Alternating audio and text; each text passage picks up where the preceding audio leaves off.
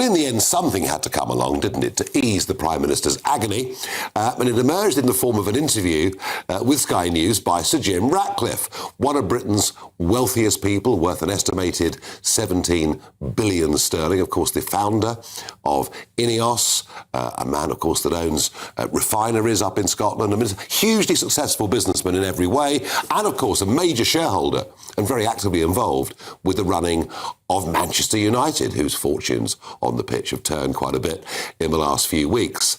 But these couple of sentences last night caused quite a storm. You can't have an economy with 9 million people on benefits and huge levels of immigrants coming in. I mean, the UK is being colonised.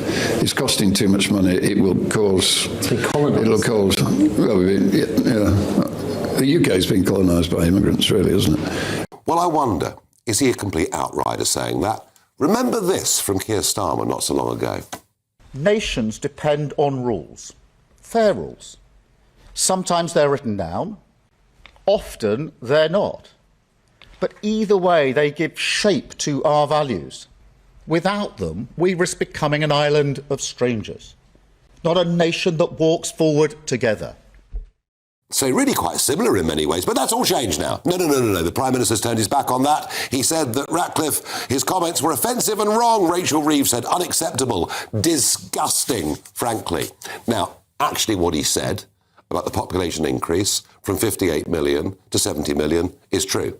What he said about 9 million people of working age being on benefits is true. By the way, to be fair, some of them are on in-work benefits.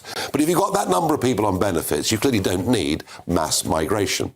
It was the use of the word colonised that caused the problem. But I thought to myself, what does colonised actually mean?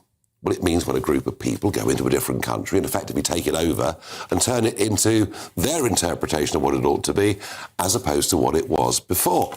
I mean, have a look at Whitechapel Tube Station, and you can see, it may be there in English, but it's there in a foreign language as well. And what about the Tower Hamlets Labour Party? Well, there we don't just have English, we have several other foreign languages. Now, look, I'm teasing ever so slightly, but the use of the word colonised, if we take that out of the equation, and by the way, that's what he apologised for today, not what he said. But the overall comment that mass migration has fundamentally changed our country, that the numbers are unacceptable, and that it's made us poorer, I think he's right. What do you think?